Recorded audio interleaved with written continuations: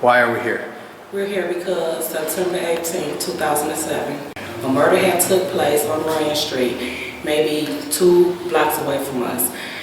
Davontae went outside to the police and asked the police what was going on. They kept Davontae, they questioned him. They kept him for maybe about 18 hours. They brought Davontae back home and they came back and rearrested him. They got Davontae off of false confession. Davontae, 14 years old, he's mentally challenged, so they let him play on the computer, they fed him, they let him talk on the phone, so they played a buddy system with Davontae. But within 1 hour, my son was transferred to juvenile. April 15th of 2008, Davontae was sentenced to 37 to 90 years for a crime that he did not commit. An hour, maybe a couple months later, a real person, a hitman of Detroit, confessed to the crimes. He even told where the guns was at, where the bodies was at, every detail that the killer would know. It's 8 years later and Davontae still sits in jail. Wait a minute, let me understand this. It's not like the guy confessed 8 weeks ago. It's 8 years. He confessed approximately 6.5 years ago.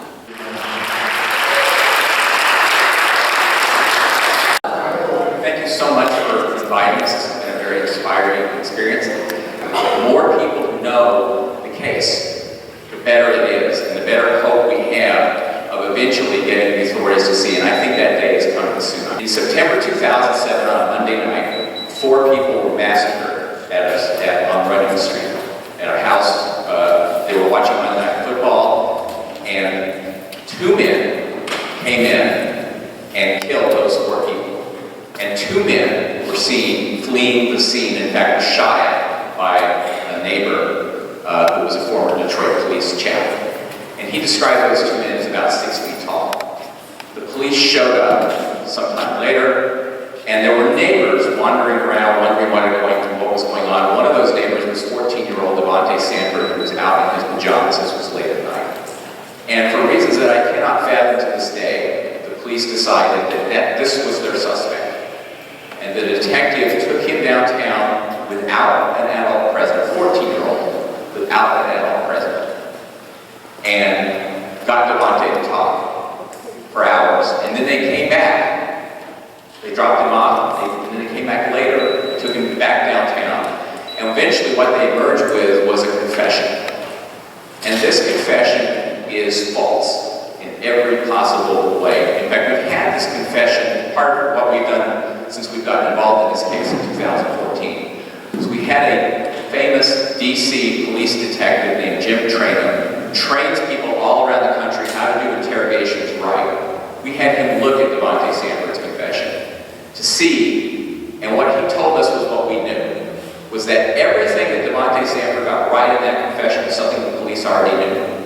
In other words, they fed it. But everything the police didn't know already, he got wrong. And that is the classic hallmark of a false confession. 16 days after Davontae Sanford was sentenced to prison, a man named Vincent Smothers was arrested for murder. Vincent Smothers knew the jig was up. He told the police that they could turn on the camera and he would tell them about a series of murders he committed over the past few years in Detroit as a professional hitman.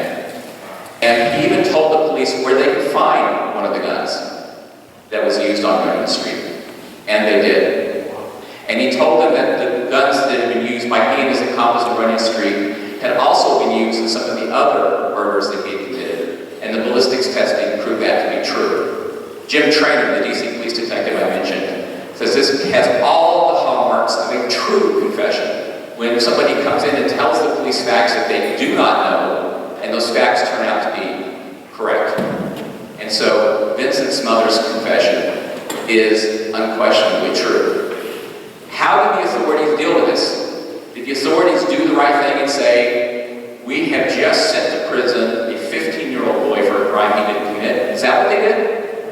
That's not what they did. Instead, was an effort basically to conceal what Vincent Smothers had done. For more than a year, almost a year, before Davontae Sanford's lawyers even found out what had happened with Vincent Smothers. And it came out not because the police and the prosecution decided to reveal it. They found out through back channels. Vincent Smothers has cooperated with us to his credit. he's told us the full story and he's given us an affidavit.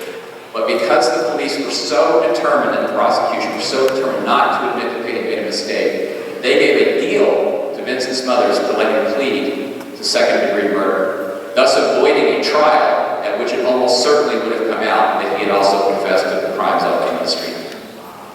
And so Vincent Smothers got a deal and he's serving only about the same amount of time that Davontae Sanford is serving.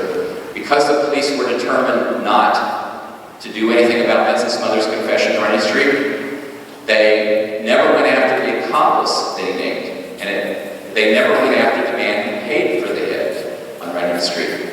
And in fact, the man who who was the accomplice was left out on the streets for another 4 years until 2012 when he shot a security guard at Cutter's Bar and Grill. So now he's in prison. This case makes me angry. We hoping to raise people awareness. The reason we're having this today is because I always post on Facebook about we need prayers. So today I'm calling all my true worshipers and prayers out so we can get justice through God, because we can't get justice through man. Amen. Amen. Amen. It's going to happen. And I receive it.